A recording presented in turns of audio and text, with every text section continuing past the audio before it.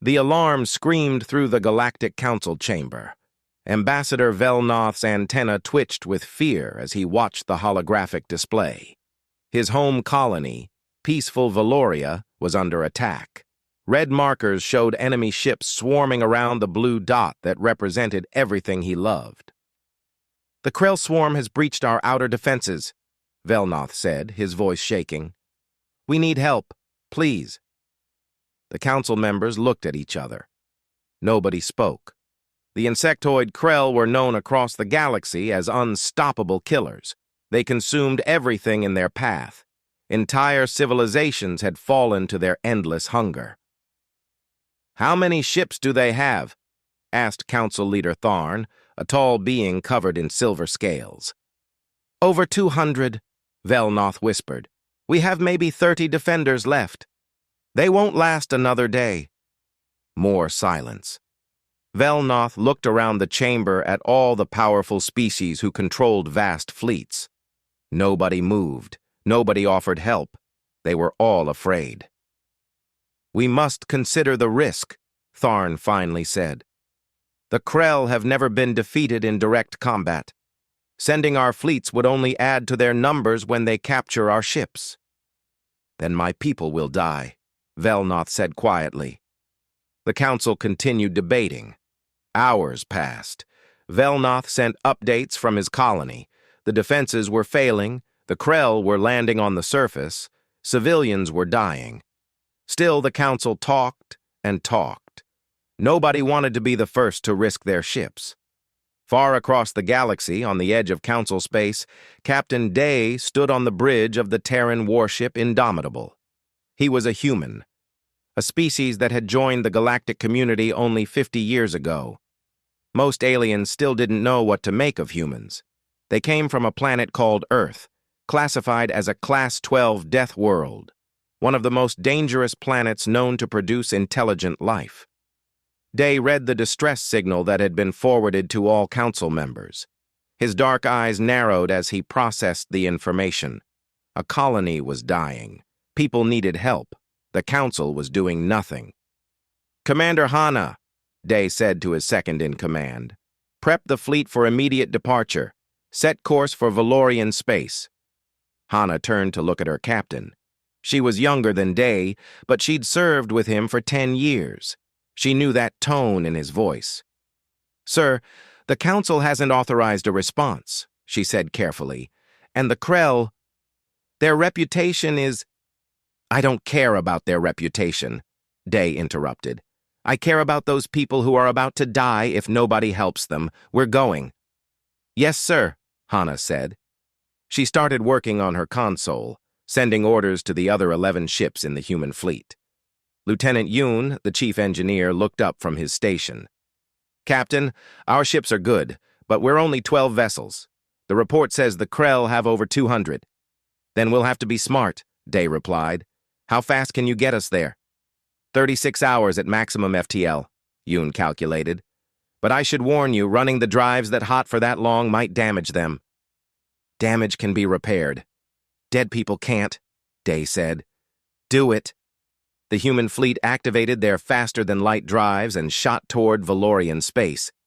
All across the galaxy, monitoring stations detected the movement. Within minutes, the Galactic Council knew. "The humans are responding to the Valorian distress call," an aide informed Tharn. The council leader's scales changed color, shifting to a worried purple. "Contact them immediately. Tell them to turn back. They don't understand what they're facing." The communication reached the Indomitable 20 minutes later.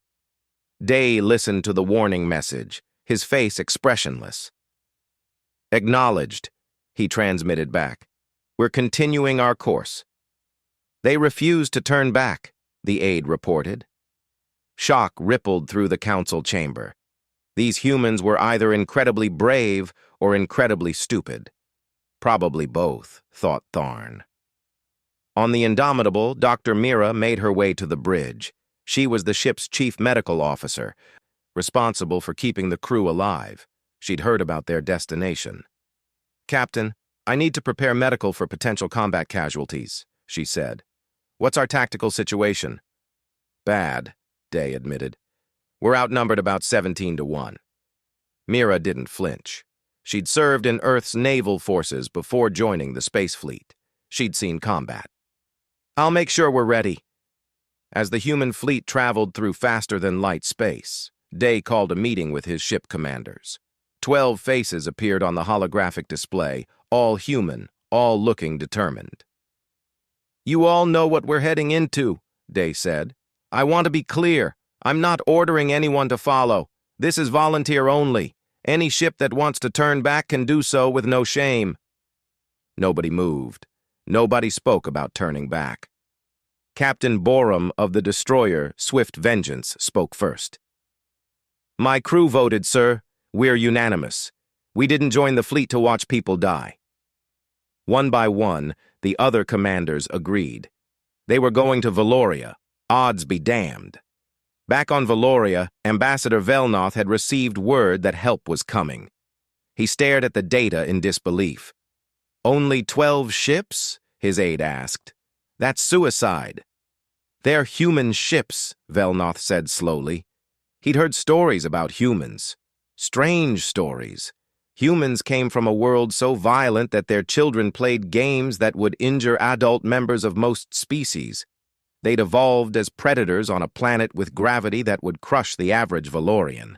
Their history was filled with wars and disasters, yet they kept surviving, kept growing stronger. Maybe 12 human ships are different from 12 normal ships, the aide suggested hopefully. Maybe, Velnoth said.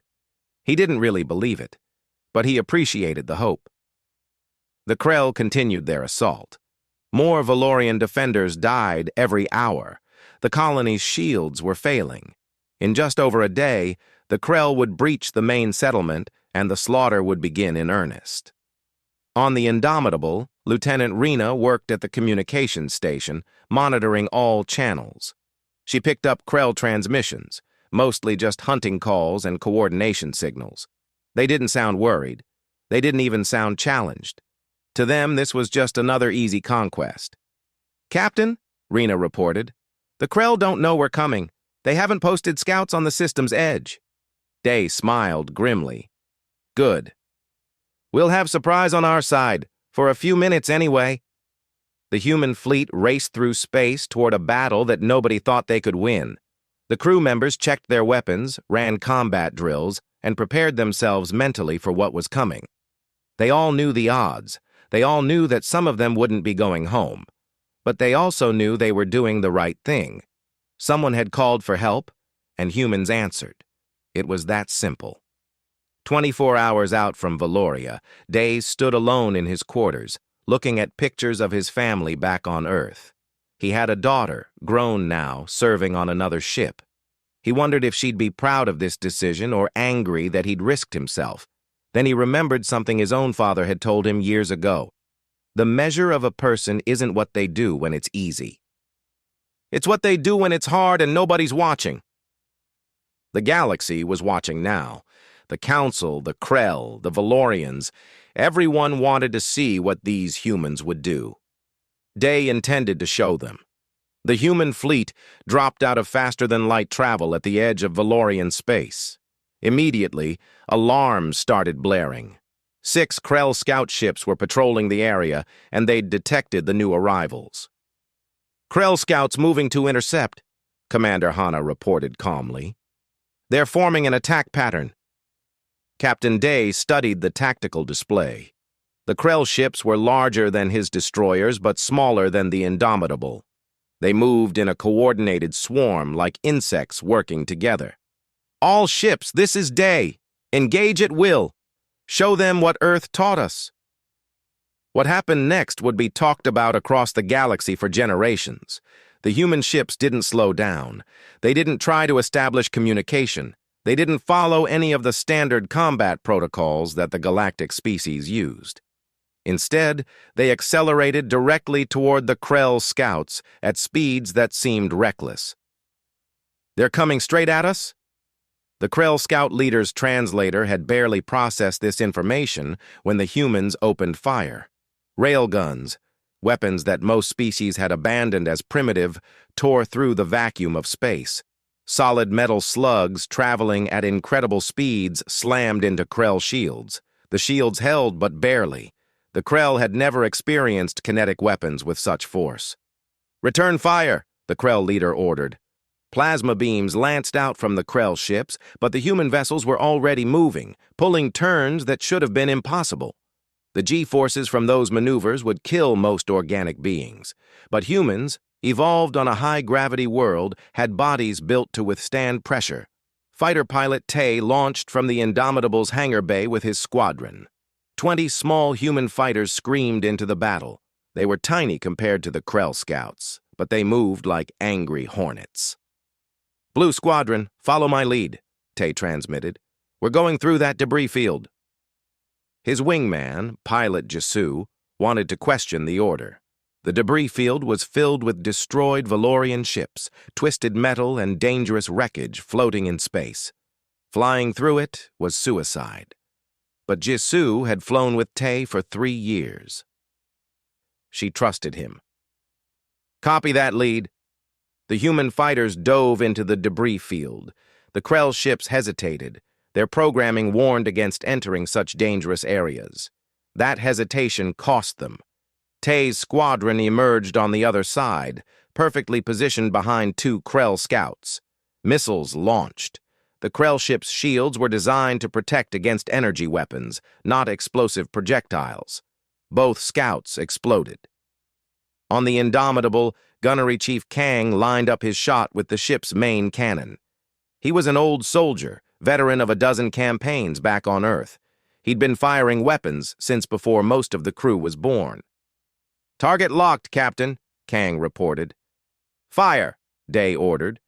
The main cannon was a massive railgun that ran the length of the Indomitable's spine. When it fired, the entire ship shuddered. A tungsten projectile the size of a small car shot forward at a significant fraction of light speed. The Krell scout never saw it coming.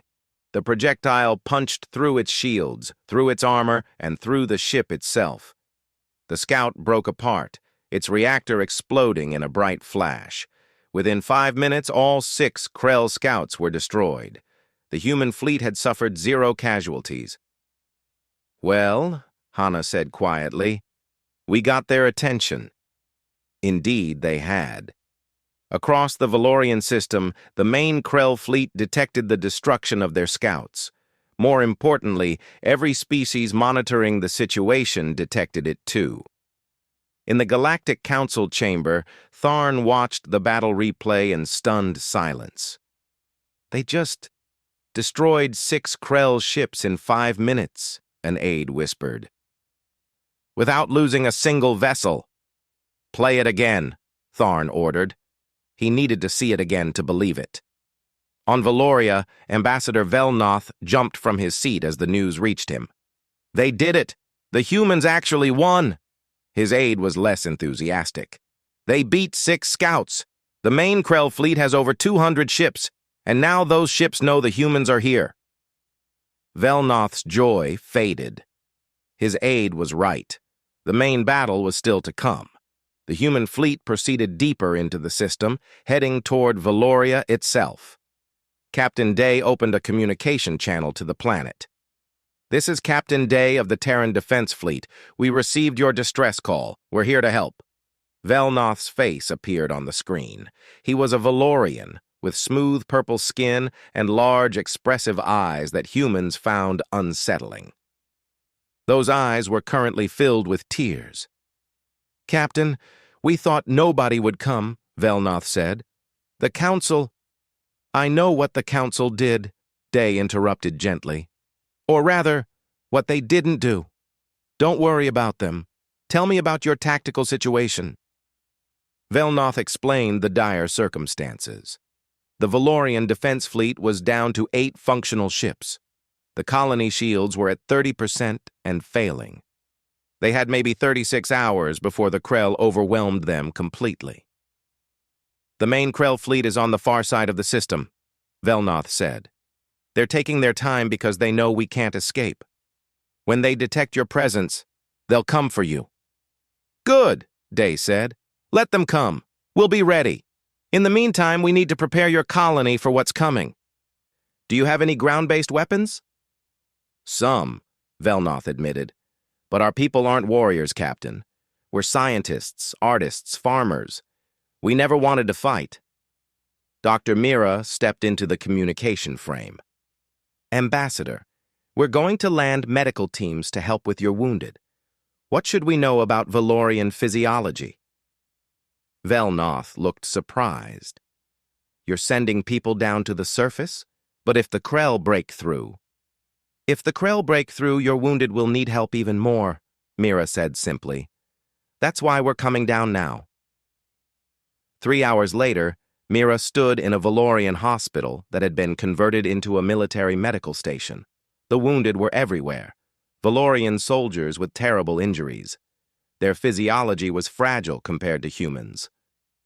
What would be a minor injury to a human was often fatal to a Valorian. She moved through the wards with her medical team, treating the wounded as best she could. The Valorian doctors watched in amazement as the humans worked. They moved quickly, efficiently, seemingly tireless. "Don't you need to rest?" a Valorian doctor asked Mira after she'd been working for 8 hours straight. "I'm fine," Mira said, not looking up from her patient. "I can go another 16 hours if needed." "That's impossible," the doctor stammered. "No," Mira replied. "It's just human." Back in orbit, Lieutenant Yoon worked with his engineering team to set up defense platforms around Valoria. They were using whatever materials they could find: destroyed ship parts, mining equipment, even some of the colony's industrial machinery. "This is going to be rough," Yoon muttered to himself as he welded together another automated gun platform. But rough is better than nothing. Commander Hana coordinated with the remaining Valorian ships, integrating them into a defensive formation. The Valorian captains were hesitant at first. The formations Hana proposed seemed aggressive, almost reckless. "You want us to position ourselves between the human ships?" one Valorian captain asked. "Shouldn't we be in front since we know this system better?" "No," Hana said firmly. "You position between us. When the Krell come, they'll focus on the human ships because we hurt them. That's what we want. While they're shooting at us, you hit them from the sides." "But you'll take the worst of their fire," the captain protested. "Yes," Hana agreed. "We will. That's the plan." As night fell on Valoria, or what passed for night on this world, Captain Day stood on the observation deck of the Indomitable, looking down at the planet below. It was beautiful, with purple oceans and green continents. Millions of people lived down there, people who'd done nothing wrong except exist in a universe that contained monsters. Lieutenant Rena approached him quietly. "Sir, long-range sensors have detected the Krell main fleet. They're adjusting course. They'll be here in 33 hours. Day nodded slowly. "Then we have 33 hours to get ready. Pass the word. Everyone gets hot food and 6 hours of sleep in shifts. When the Krell arrive, we're going to be fighting for a long time." "Yes, sir," Rena said. She hesitated, then asked, "Captain, do you think we can actually win this?" Day looked at her. She was young, barely 25. This would be her first real battle. "I don't know," he answered honestly, "but I know we're going to try. And I know that sometimes trying is enough." The human fleet settled into position around Valoria, waiting for the storm that was coming. The next morning, Ambassador Velnoth visited the human command post that had been set up near the colony's main settlement. He'd barely slept, too worried about the coming battle. But when he arrived, he found Captain Day calmly eating breakfast and reviewing tactical maps. "Captain, the Krell will be here in less than 30 hours, Velnoth said urgently. "Shouldn't you be..." "Preparing? I am," Day replied, gesturing to a chair. "Join me. Have you eaten?" Velnoth sat down, confused. The human was so calm. Didn't he understand the danger? "I've studied the Krell tactics," Day continued, showing Velnoth the maps. They rely on overwhelming numbers and fear. They expect their enemies to panic. But fear only works if you let it control you. Easy to say, Velnoth murmured.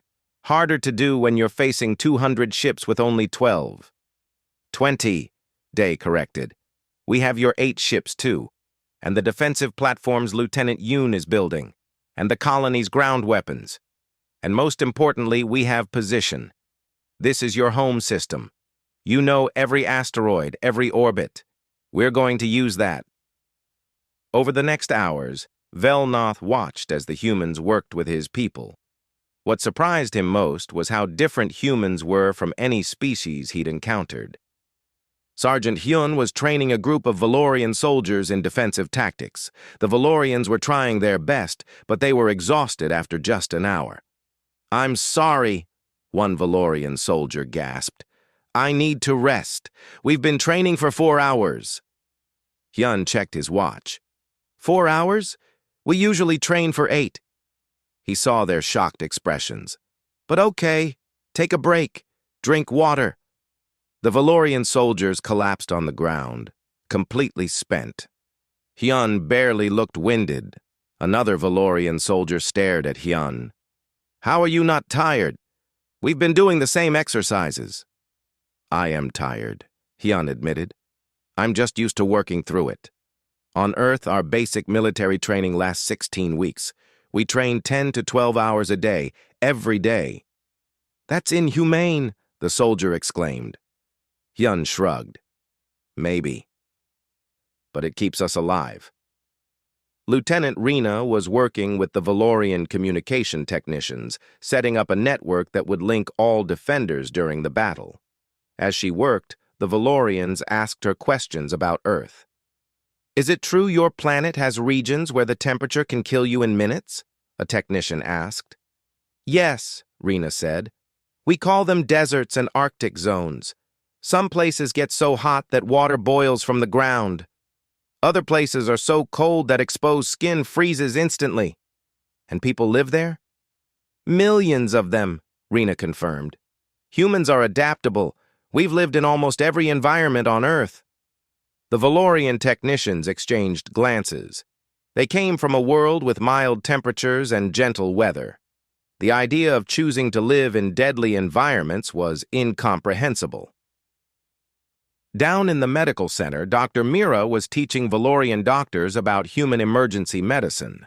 She demonstrated on a human volunteer, showing them how to treat various injuries.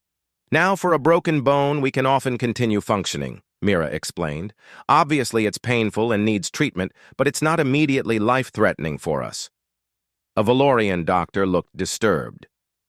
"A broken bone is a critical injury for us.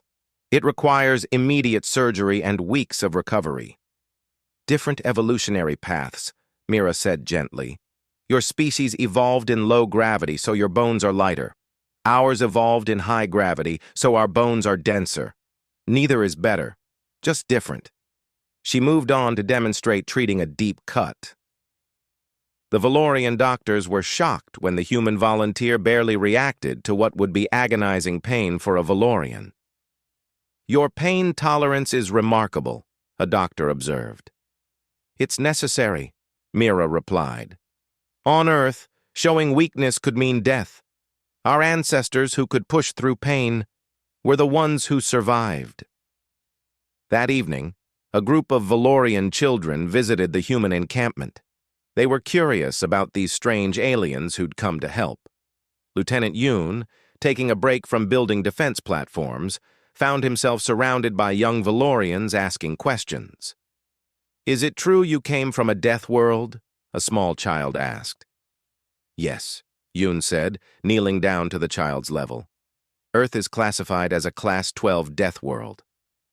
"What does that mean?" "It means our planet is very dangerous," Yoon explained. "We have predators that hunt humans, weather that can destroy buildings, diseases that killed millions, earthquakes, volcanoes, tsunamis. Earth is constantly trying to kill everything on it."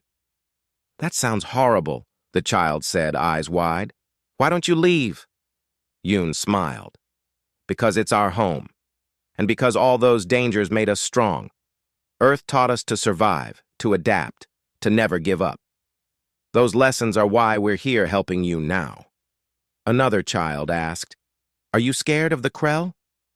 Yoon thought about lying, about being brave for the children, but he decided on honesty. "Yes, I'm very scared. The Krell are dangerous and we're outnumbered." "Then why are you here?" "Because being scared doesn't mean you don't act," Yoon said.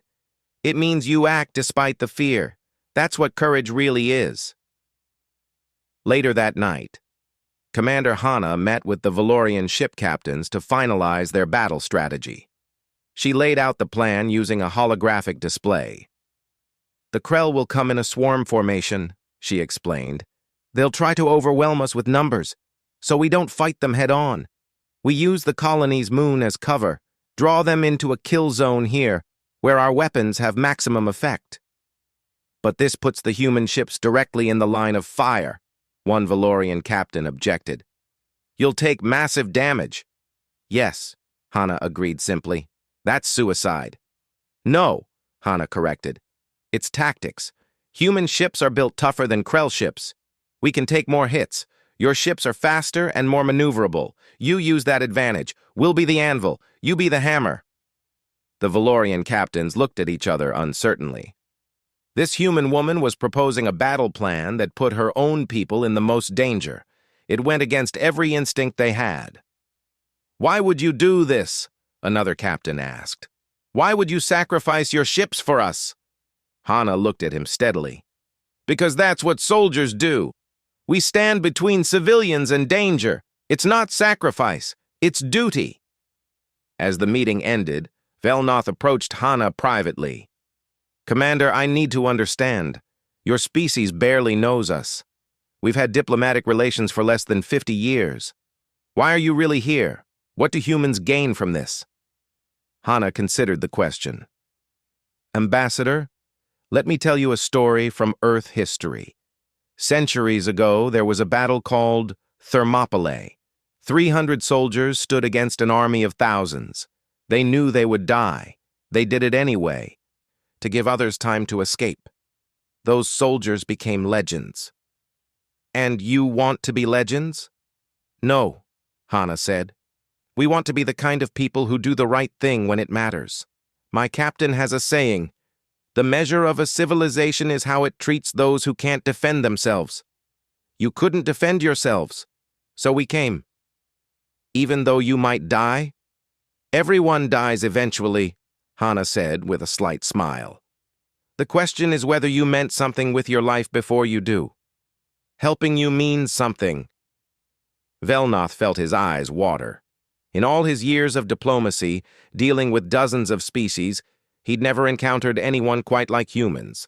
They were strange, violent, and came from a world that seemed designed to kill them, but they were also capable of incredible kindness.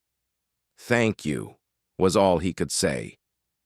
The next day, with less than 12 hours until the Krell arrived, Captain Day called all ship commanders together for a final briefing.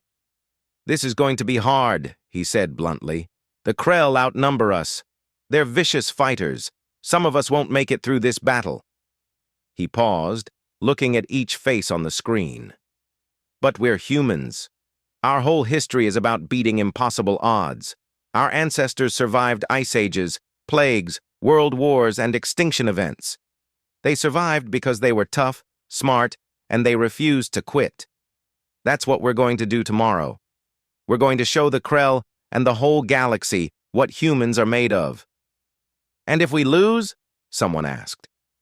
"Then we lose fighting," Day said. "We lose protecting people who needed help. That's a death with honor. But I don't plan on losing. I plan on winning. Who's with me?" Every single commander raised their hand. The human fleet made final preparations as the clock counted down. Weapons were checked and rechecked. Battle plans were memorized. Prayers were said by those who believed.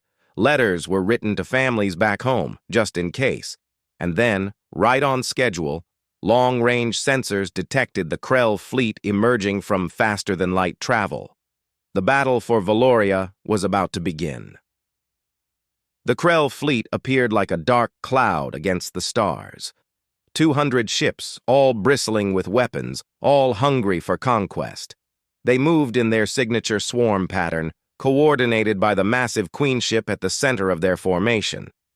On the bridge of the Indomitable, Captain Day watched them approach. His crew was silent, tense. Everyone knew what was coming. "All ships to battle stations," Day ordered calmly. "Execute Defense Plan Alpha. Commander Hana, you have tactical." "Aye, Captain," Hana replied. Her fingers moved across her console, positioning the Allied fleet according to their plan. The human ships formed a defensive line, using Valoria's moon as cover. The Valorian ships spread out to the flanks. The Krell detected the defenders and adjusted their approach. They'd expected to find a broken, defeated colony. Instead, they found an organized defense. It didn't matter to them. They had the numbers. "Krell fleet entering weapons range in 90 seconds, Lieutenant Rena reported. "All batteries, stand by," Day said. "Remember, we fire on my mark all together. One devastating volley, then scatter. Don't give them an easy target." The seconds ticked down. The bridge was so quiet that the crew could hear their own heartbeats. Then the moment came. "Fire!" Day commanded. Every human ship fired at once. Railguns, missiles, and energy weapons lit up the darkness. The coordinated volley slammed into the front ranks of the Krell swarm. Shields collapsed, armor shattered. A dozen Krell ships exploded in the first 5 seconds, but there were still nearly 200 more. The Krell returned fire with fury. Plasma beams and acid projectiles filled space. The human ships scattered as planned, forcing the Krell to split their fire. The defense platforms that Yoon had built activated, adding their weapons to the chaos. "Shields at 70%, reported the Indomitable's shield operator. The battle quickly became a brutal exchange. The humans were outnumbered, but they fought with precision and aggression that shocked the Krell. Every shot counted. Every maneuver had purpose. Fighter pilot Tay led his squadron through the battle, hunting Krell destroyers. His fighter was tiny compared to the enemy ships, but it was fast and hard to hit.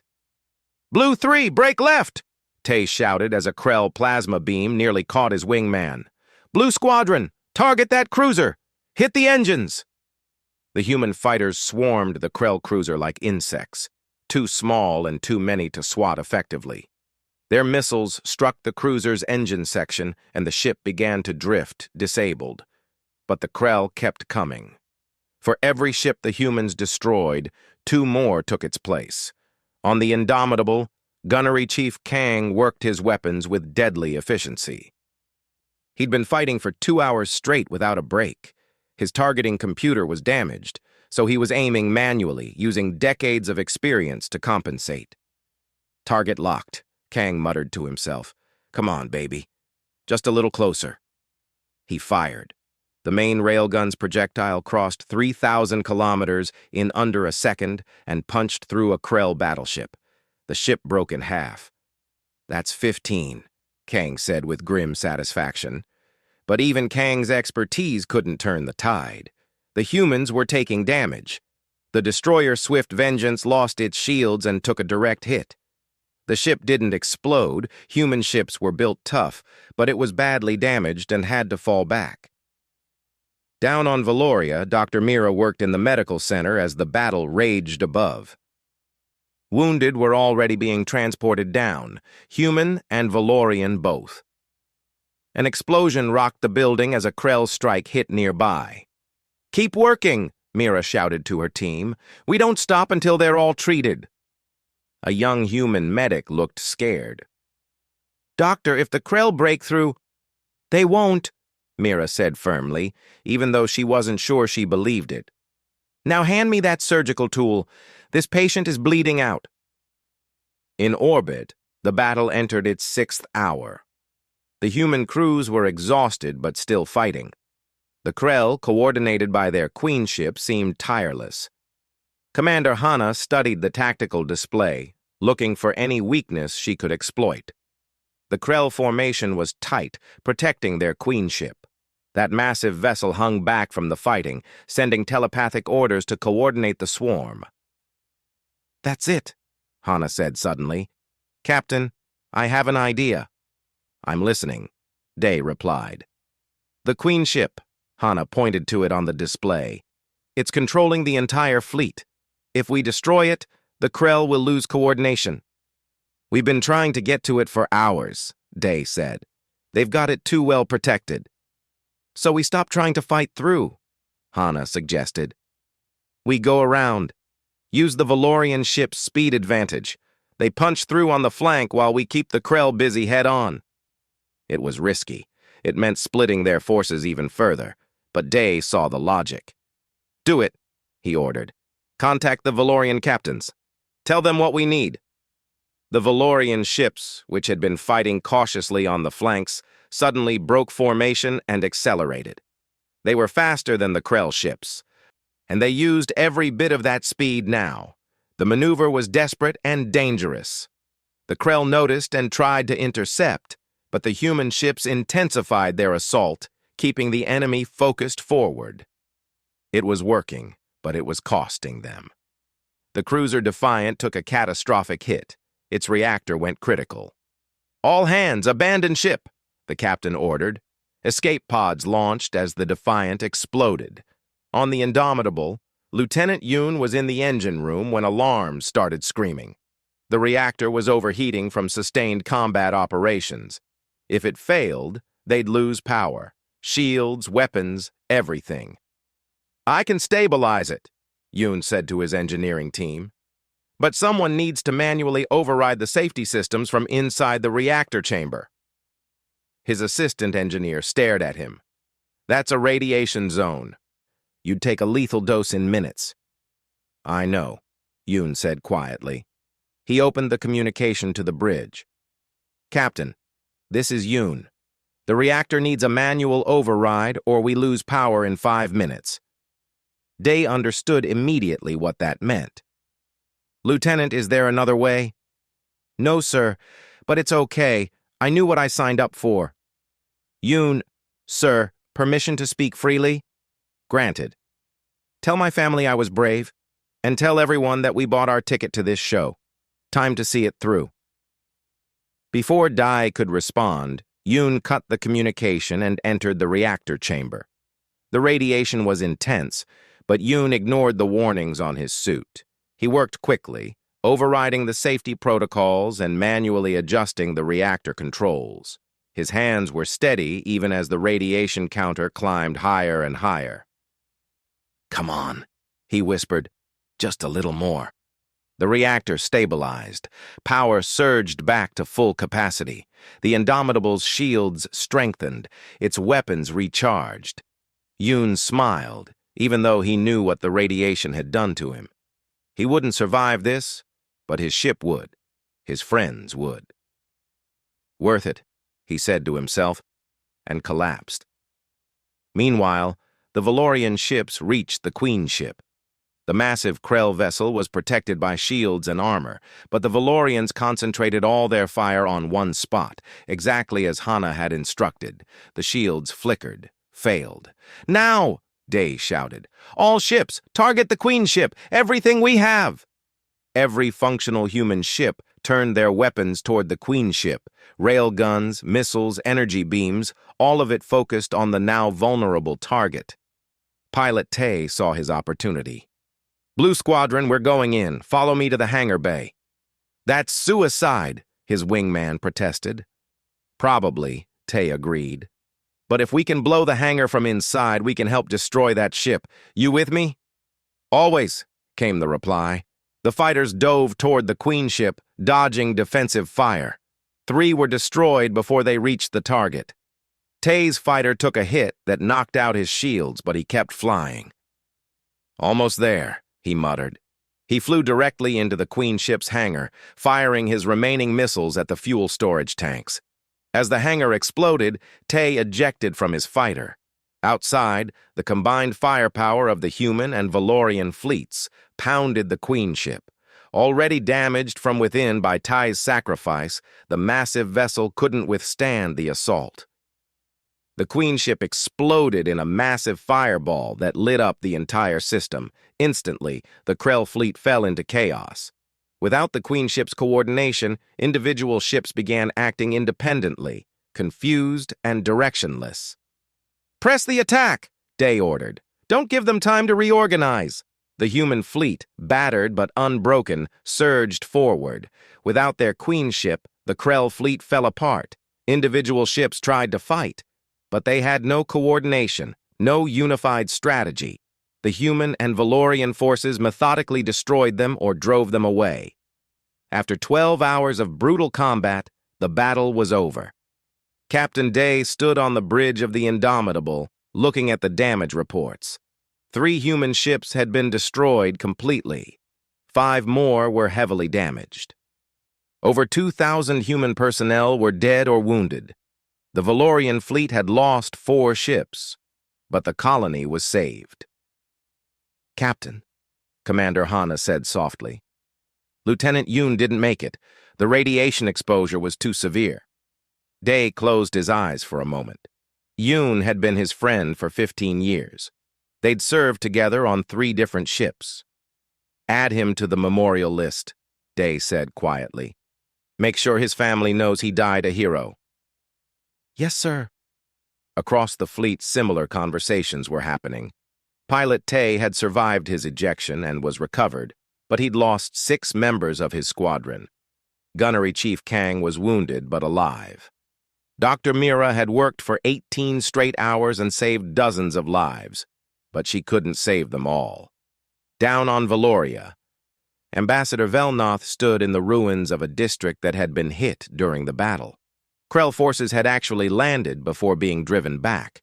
The damage was terrible, but it could have been so much worse. "Ambassador!" A aide ran up to him. "The Galactic Council is calling.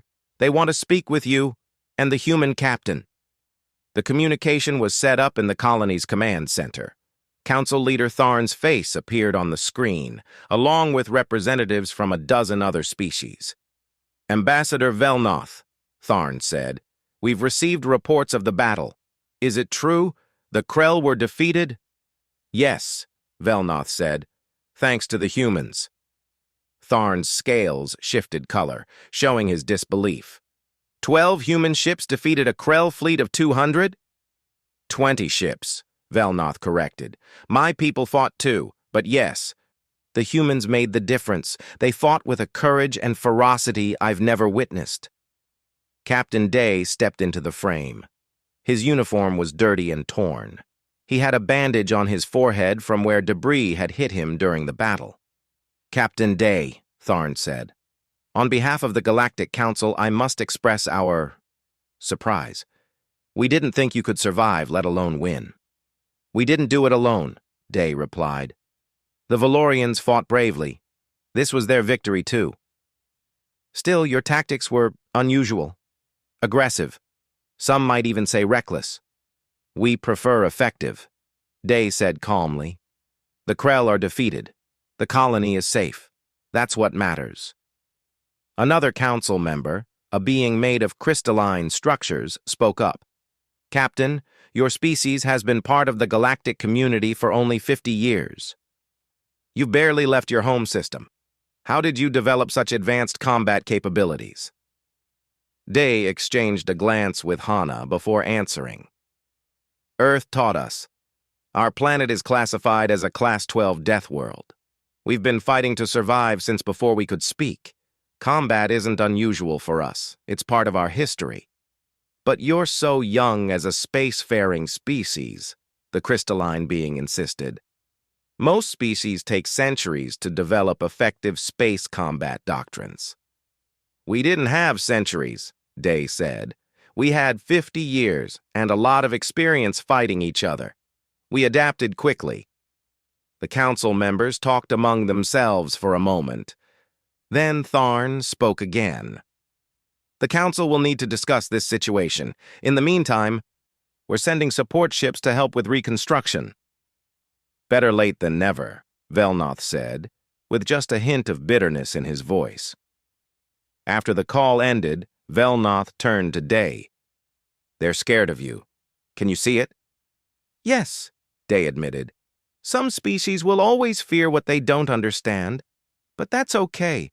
Fear breeds respect. Respect leads to caution. Caution prevents wars. Over the following days, the human fleet helped the Valorians begin rebuilding. Engineering teams worked alongside Valorian workers. Medical personnel continued treating the wounded. Slowly, the colony started to recover. Dr. Mira spent time with families who'd lost loved ones in the battle. She found that grief was universal. Valorians mourned their dead with the same pain that humans felt. "I'm sorry for your loss," she told a Valorian mother who'd lost her son in the fighting. "Your boy was brave." "He was a scientist," the mother said through tears. "He never wanted to fight. But when the humans came, when he saw how brave they were, he volunteered to help defend our home." Mira felt her own eyes water.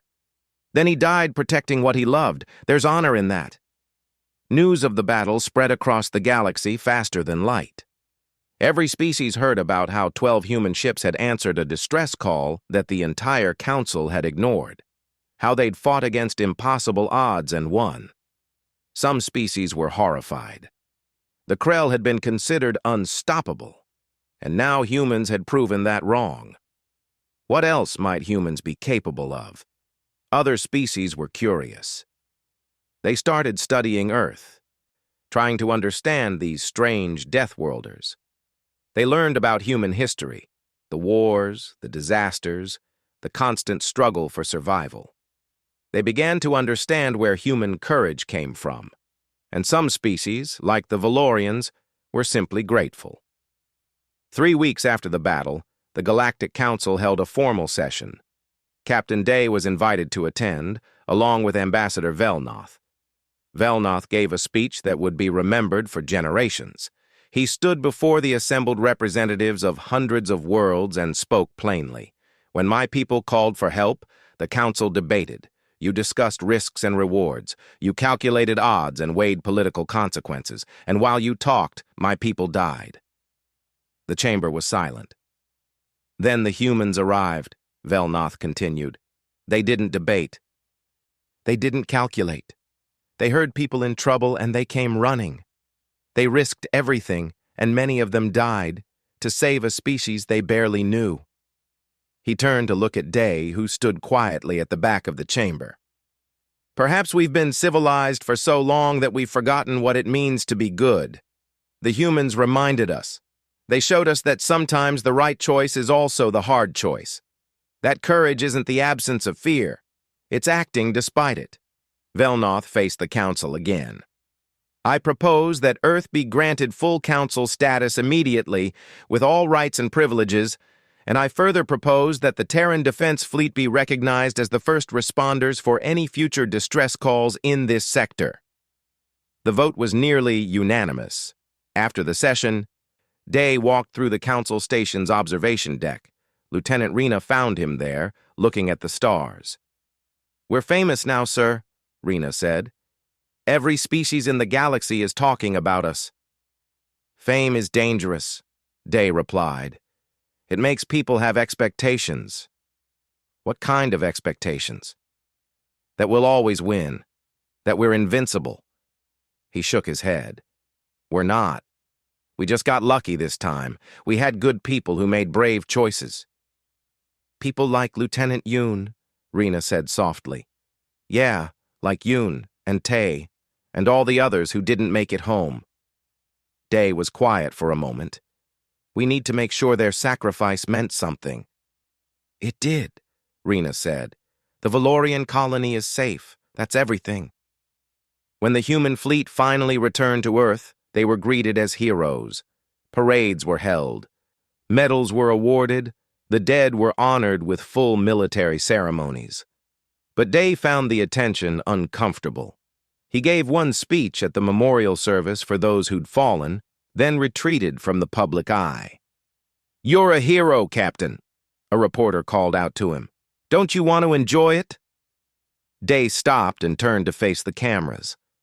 "I'm not a hero. I'm just a sailor who did his job. The real heroes are the ones who didn't come home. Remember them, not me." 6 months later, the Valorian colony erected a monument to the battle. It showed a human and a Valorian standing back to back, weapons ready, defending against the darkness.